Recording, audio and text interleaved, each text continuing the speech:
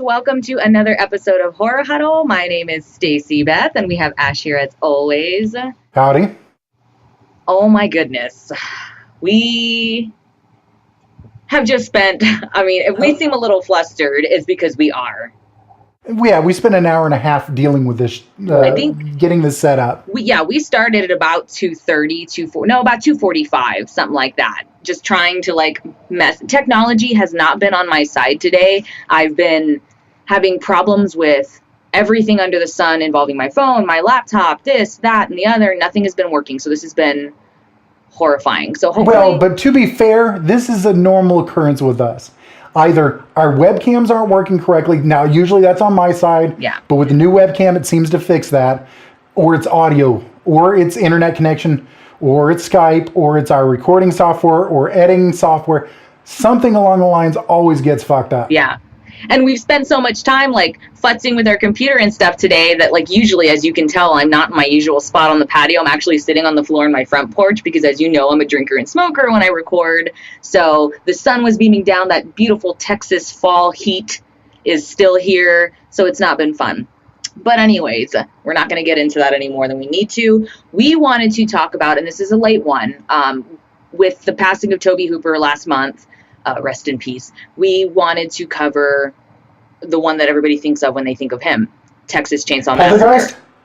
Texas Chainsaw Massacre. No. We'll cover that later. But we wanted to, and I think that could be a debatable one for a lot of people, right? With Spielberg and Tobe Hooper and stuff. But I guess we'll get into that when we record that episode. But yeah, so we wanted to record 1974's Texas Chainsaw Massacre. Yep. Which is, how many times have we seen this? It's higher than 15 for me, I know. Yeah, and me too, actually, because that's what the first thing I wanted to bring up is do you remember the first time you saw Texas Chainsaw Massacre? Or the first time you remember seeing it even? It was probably sometime in the mid-'80s. Mm-hmm. It was either on maybe Cinemax or HBO, back when the cable companies were really new, or somehow I was able to watch it via VHS. Yeah. It was definitely in the early mid-'80s, I think it was. Yeah. And wow, do you remember crazy back then? It's crazy now. Yeah. I was thinking about it when I rewatched it today. Pulled out my little Blu-ray and stuff, and really not for the first time, it was the first time in a long time, really focused on the intro credits and the opening credits and all that stuff. And I was like, oh yeah, I totally remember the first time. I'm not sure if it was the first time I'd ever seen it, because I was raised on horror movies, but this is the first time I remember, consciously remember seeing it. I think I want to say I was maybe 9 or 10, and I'm 30 for you guys to know. So that was what, I guess I want to say in the 90s.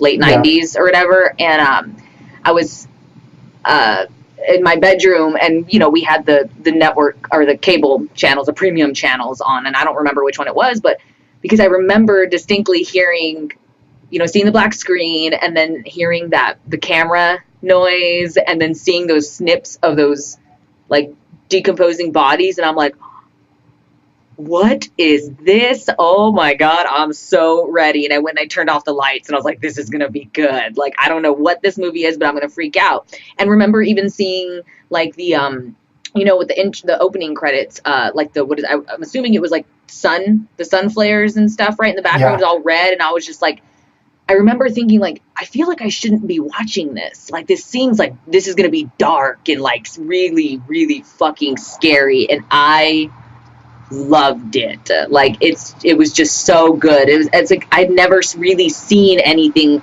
that kind of grimy, Yeah, and I remember even at my young age, my mom let me watch horror movies because at that time it was Halloween, all the slashers were really big. My mom would let me watch those. Texas Chainsaw Massacre was the one that she was like, mm-mm. So I had to kind of watch it under the radar, and I can understand why, because it was very, very bleak, kind of grimy. Yeah.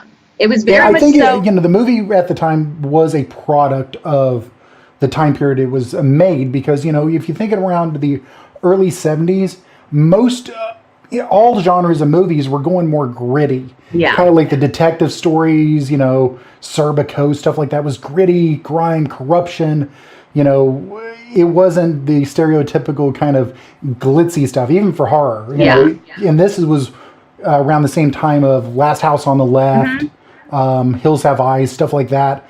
That were all kind of in the same kind of gritty, somewhat realistic, just kind of slasher, or not slasher, but maniac kind of scenarios. Which, like we said, it like we keep using that word, but grimy and very like realistic looking and very like I said, it invokes that feeling of like, should I be watching this? Like, is this something that I should be seeing? Or am I watching like some scary footage of something that's real and I shouldn't be watching this? Like you kind of get this glimpse into something you shouldn't be seeing. But yeah, just to real quick, I'm sure everybody already knows, but we always do this, the quick plot, Basically, it's just this brother and sister go to visit their grandfather's grave because they had heard that a bunch of these graves there had been desecrated and grave robbers and stuff with their 3 other friends. And they end up being terrorized by this killer cannibalistic family when they stumble upon their home. That's kind of in a nutshell what it is, But yeah, so I put in my notes, there's just so much like in those first several scenes in the beginning and stuff, there's this it's like this awkwardness, these uncomfortable moments very early on. The shots are very like close up to people, and they're always changing. What always kind of still even got me even watching it today were those creepy scenes of like just the cattle, at the slaughterhouses and stuff, and it's just those close up and they're like kind of like drooling, the cows are drooling and it's like all and you can like feel the heat. And you can, I don't know, maybe because it's still that hot outside, but like... And that really shows, like, how you can use just even camera shots, like close-up shots, to really add just uncomfortable factor. Because just imagine seeing that on the big screen, big up-close, shot of something, while you're sitting in your seat and you're trying to kind of lean back farther and farther because you're like, too close. Yeah. And like those, like the shots of the roadkill and all that stuff. And then when you go into the van, you feel like you're in the van with them because it's so cramped up, which, I mean, they pretty much were, but like you feel like you're right stuck in like, God, get out of my way. And not to mention, fucking Franklin and his goddamn wheelchair in there, like just taking up space, fucking being obnoxious and annoying. But we'll get into, we can get into him now, but he's definitely, I don't know the other two, but I feel like he's in my top 3 of most fucking annoying, hateable characters. Yeah, he's up there with me. He's very obnoxious. He's very unsympathetic. Like, you don't care for him at all. And you would think like, oh, he's disabled, so maybe we're going to feel for him. No, they made sure that his character was so unlikable that you felt nothing for him the whole time. And not to sound like ableist or whatever, but like he was very much so just like the rest of them. Like you just didn't give a fuck about him. Like I don't care. You're in a wheelchair or not, you're still an asshole, but yeah, so then you see a lot of him really, you kind of get more of his character a little bit later on in the movie, but you really see it in the hitchhiker scene in the van, when he's dealing with, who played him? Edwin Neal. Yes. Yeah. Which, who, by the way, still is like creepy as fuck. Well, that scene only proved one thing. If anyone ever takes your Polaroid photograph and says, okay, now it's time to pay for it, you say, yes, thank you, I will pay for it. He charged him $2. Here's your $2. Take your $2. No, I would have said, here's $2. Oh, that's amazing photograph. Here's 5 more. Wow, you should make this a career. Now get out. But it was just... No, here's what you do. You say, oh wait, you took such a great shot. Let's do one like right near the trees. Get out, let's go. Okay, and I'll get a little farther back. We want to have the RV or the van in the background. Okay, a little bit farther back. Okay, is it perfect? You're perfect. Get in. Yeah, and then you leave Franklin with him. But I even loved that scene itself. Just the whole thing in the van. You had that kind of like goofy, folky music playing in the background, and then you had him being weird, and you had the driver who's like what's going on back there? Like, he doesn't know what's happening, and everybody's like, who the fuck is this guy? What is he doing? He's taking Franklin's knife, cutting himself. He's pulling out his own little switchblade, or like the straight razor. Yeah, like, straight razor. He's got all this shit he's bringing out of his little man purse, you know? Like, it was so amazing. I loved all of it. But yeah, so what I think made a lot of the movie, though, was the fact that it was such low budget. Like, I think they made it for like just under $300,000. Yeah, that's what I was reading online. And they shot it in like, what, 4 weeks? Yeah, let's see, $300,000, relatively unknown actors drawn mainly from Central Texas. Yeah. And I think like... And it was, it was long hours, and I think I was reading it was like long hours, 7 days a week shooting, basically. Oh, yeah, it was hot as fuck. Like, you know, half the people... Well, Central Texas, what do you expect? And I mean, because they said it was during one of those like super brutal heat waves we had. But yeah... And I think it ended up like grossing at the time about like 30 million. So, I mean, that's not that bad, you know? But here's the funny thing I read. Hooper limited the quantity of on-screen gore in hopes for securing a PG rating. Yeah, which is so funny. No, that's not going to happen. Which is so funny that the fact that there is... This was before PG-13, but even this wouldn't be considered PG-13. Which is so funny. This is an R. This is a fairly hard R. Even though there's not a ton of gore, it's the psychological crap that's like, no. And what's funny, though, is that his attempts to not have so much gore and blood and whatever and carnage in there was for the ratings, but it was so funny that it actually worked to the movie's favor.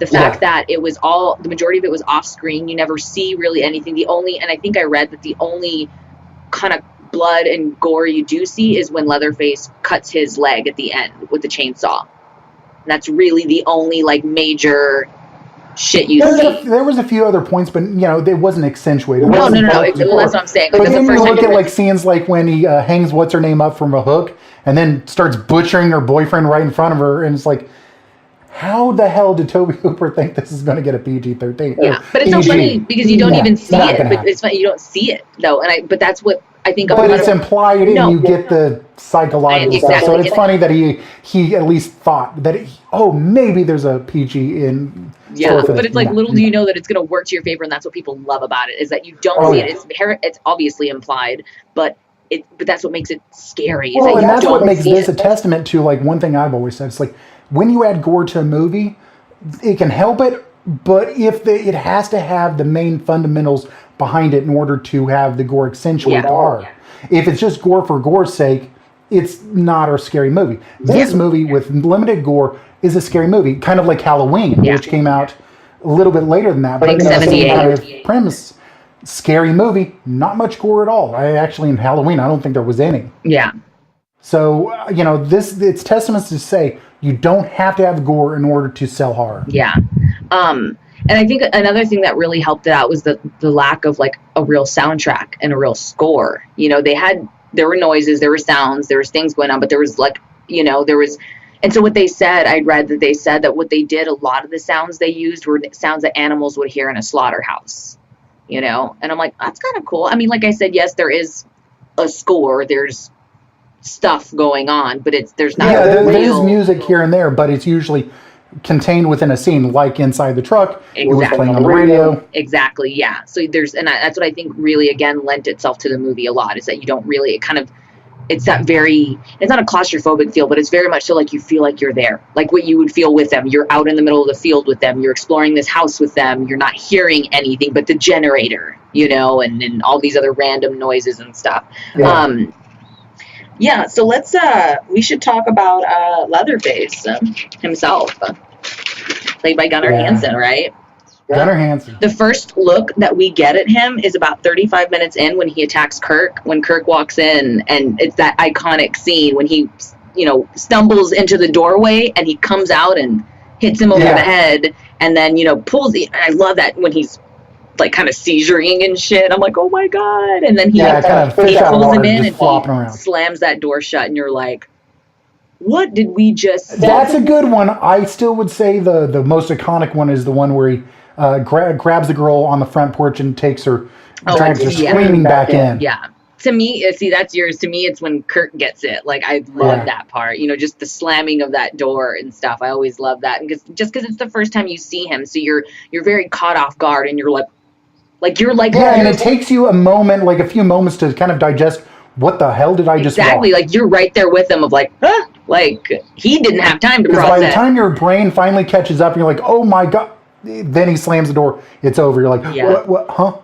It's like we had time to process afterwards what we saw. He didn't, but it was very jarring. And then like the scene when what's her name? Pam, right? Goes in and discovers that crazy living room with all the bones and the feathers and everything. And then she sees him for the first time when he grabs her and takes her. And it's just as jarring because it's kind of everybody finally seeing him for the first time of everybody on their own, you know?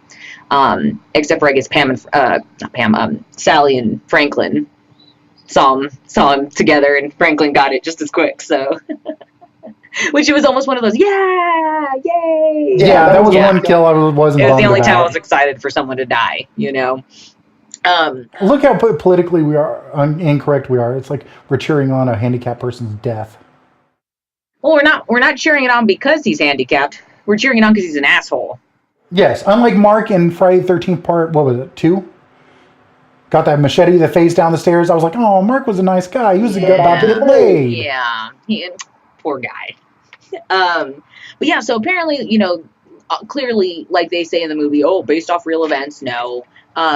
Leatherface itself was very loosely kind of based snippets on Ed Gein and several other people and events and things that have happened, you know. So I had read that a lot of it was like it was inspired by that, but as well as other like political and social events going on at the time. Like what did it say? It was like, the fact, I guess this is just what I read. I don't know the truth behind it because it's IMDb trivia, so who knows. But one of them said like the fact that they said, it's what you're about to see is true or whatever. And they're like, it's not true. And it was saying, it's because, you know, how the government would lie to you and this and that at the time and this. So maybe it was, you know, they're doing it based off that of them just lying. And you can easily lie and say this is true and it's not.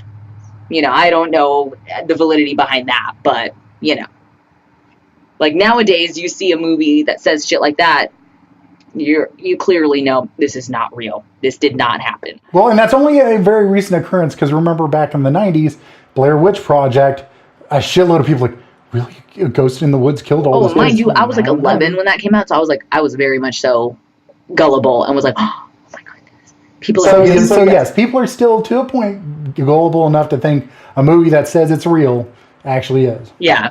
And it's so funny because it's like, so after the first time I had seen it, like I said, back then when I was pretty young, I ended up, I want to say I was probably about 16, and my boyfriend at the time, he had just moved, or no, he had just moved. I think him and his dad had just moved into their apartment, and they didn't have cable at the time yet, right? So when I would go visit him every day after school, we would watch every single day, once a day after school, Texas Chainsaw Massacre, and he had 2 DVDs that he always played, and it was Texas Chainsaw Massacre and Day of the Dead.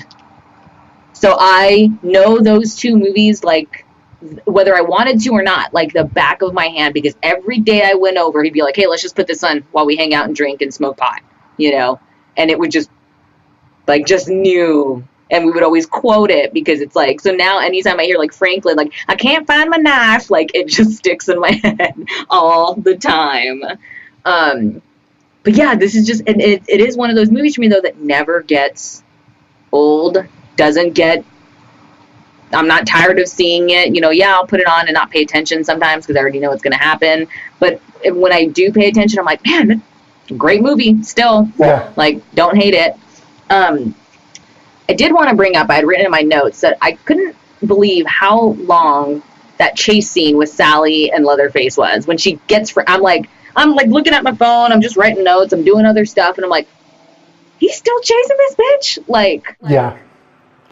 You know, that is a very long chase scene. Yeah, and then it's not even done because she still has to go into the gas station. Like, and then there's a whole situation with there, which I went and visited the gas station before it got turned into what it is now, like the little restaurant, the barbecue spot and everything. We just went and like because Adam's mom lived in Bastrop, and on the way to her house, I was like, that looked like the gas station, like just by appearances, there's nothing to let you know that it was that previous gas station. He's like, oh yeah, that's the Texas Chainsaw one. I'm like, well, bust a Yui. Let's go. Like, let's go take a picture in front of it. You would think that the area that it's at, the county, would, like, you know, at least put a placard out there, even a cheap one, just saying, a historical site, this was the, you know, and just explain, this was the gas station, very famous Texas-based horror movie, Texas Chainsaw Massacre. I think maybe they just didn't really give a shit, you know? And it was funny because in the back, behind the not even behind, on the side of the gas station at the time when we went, and this was probably 2015, I want to say, there was a green van, like, parked on the side, and I was like, I know that's not the van. I know that's not the same van. I'm like, but that's cool. That means that somebody went and, you know, kind of just put this broken down van that looked just like it on the side of the gas station. I was like, that's cool.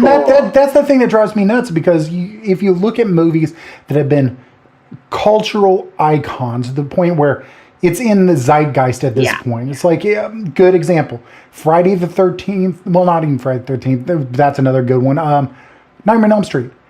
There are tours that tour the neighborhood where it was filmed. You know, people like taking photos of the front door of the house with the red door. You know. Yet, you know, this gas station, which was a big part of a huge horror movie that spawned multiple sequels. They do actually. Like, we don't give a shit about it. They do actually have tours. Before it became the gas station that it is now with the barbecue joint and stuff, there were tours. There still are. And it's kind of like its own little thing. They're not licensed by anybody, but they'll go, and I think they're based out of Austin, and it's like a whole day thing, and they'll take you around to, they'll take you all the way to where the new house, or where the old house is, but now that it's a restaurant in Kingsland, I think, they'll take you out there. They'll take you to where the house is in the remake, which is, I think, somewhere in Austin. They'll take you to the gas station. You just drive by, get off, we'll take pictures, and they'll take you to, I think they'll even take you to the cemetery. Oh, they will take you around to. Well, that's good at least. Spots, but I think that the county should at least put a historical marker. You know, market an actual historical site to where I think it has to be kept, you know, not torn down. Well, hey, I mean, they don't need to anymore. It's a Texas Chainsaw themed spot. So, I mean, somebody did for how long? Because you and I have debated that one's like, barbecue spot in the middle of nowhere. Apparently they just started, Ash. They started doing there's a convention, a horror convention in Bastrop now.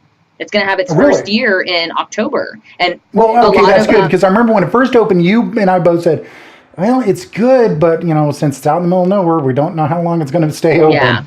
And it's not, I wouldn't say it's so much in the middle of nowhere, but like, you'd have to like, you have to want to like make, I mean, for us, we're probably about an hour from it.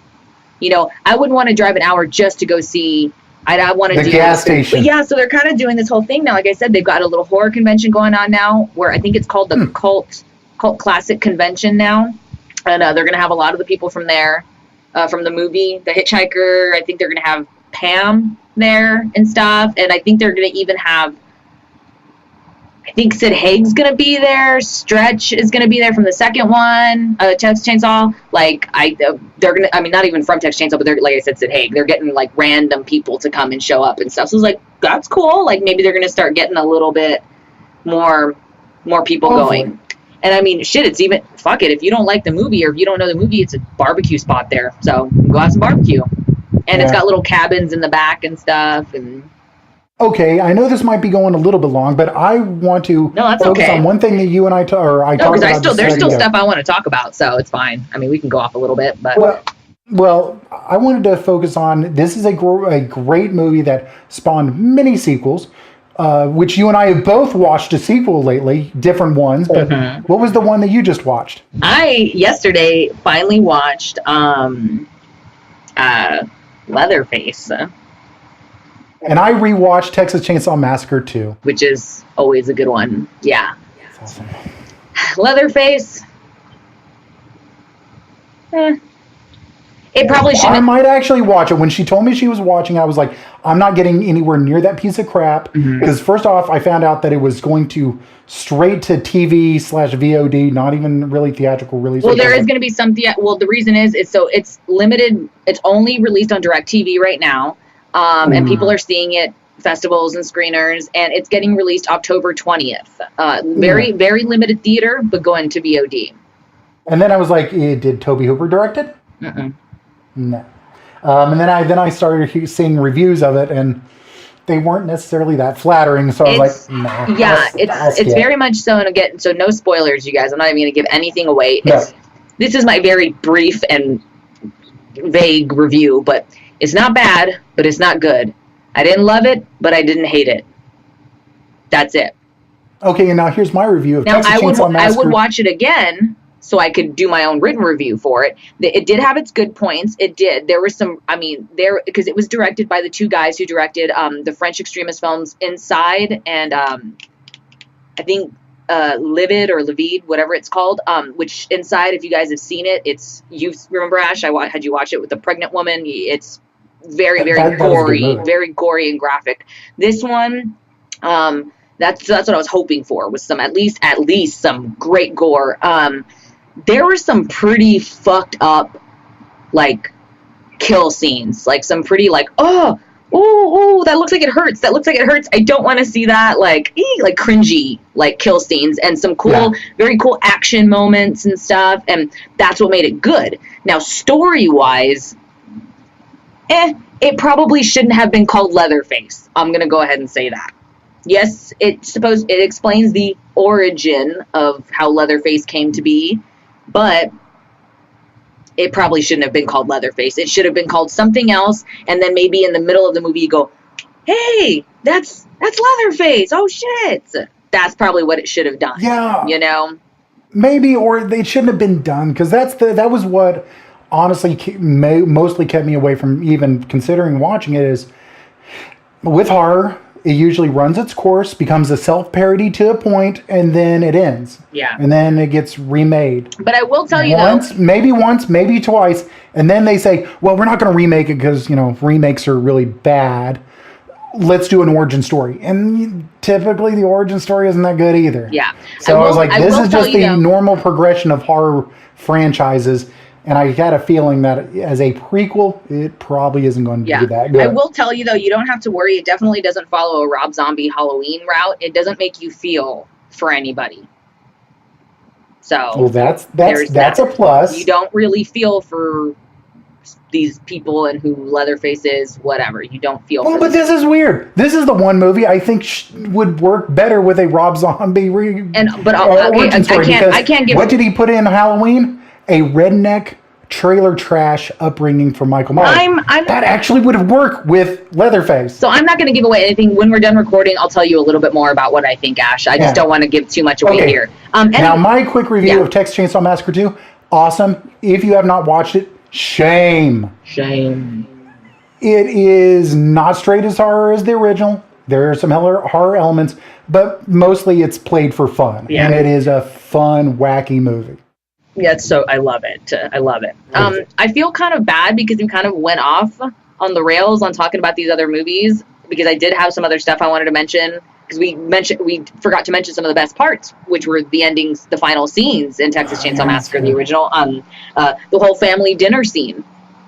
When she wakes up and she's tied to the chair, and classic, all that stuff. The final scenes with her escape, when there was just so much the truck driver, remember, the black dude, and I still to this day wonder what happened to him. Where did he go? Did he just keep running?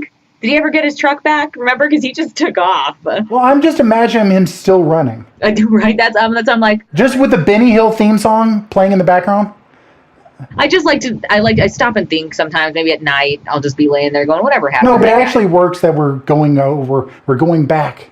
We're wrapping up with the best ending, because that ending is amazing. And it was those iconic scenes of her kind of crazed, that crazed relief when she's driving, when she's in the back, drive. Ah. Yeah, and she's kind of that cry laugh, in the cry back laugh, of the truck. Yeah, it's I'm finally out of it, or am I? That's the face of somebody who's fucking seen some shit. Some shit just happened, and then the final shot of Leatherface, angrily swinging that chainsaw around, and it's swinging around and kind of like a dance, a little bit of a dance. A little bit, just creepy as hell. I loved it. It's those scenes that you always remember, and you think Texas Chainsaw Massacre, you think of her in the back of the truck, you think of him dancing around with that chainsaw, you think of the hitchhiker, you think of the guy getting his head hit, you think of her getting put on that hook, you think of those iconic scenes, and there's so many, which is not rare to find in a movie, but to find that many in an older movie, I don't know. I don't know how to word it properly. Well, 74 is not that old, but yeah. Well, it's just a testament to the impact of that film. Exactly. Yeah, like I said, I just didn't know how to word it properly. But yeah, like just to go there, you can pick out any moment in a certain scene and go, that's iconic to me, or that's, you know, something that people will go, oh yeah, duh, I know that scene. You know, it's a great fucking movie, and I think, I don't know, would you want to say that it was almost like lightning in a bottle? Like like Tobe Hooper created one of the most iconic and scariest villains in horror.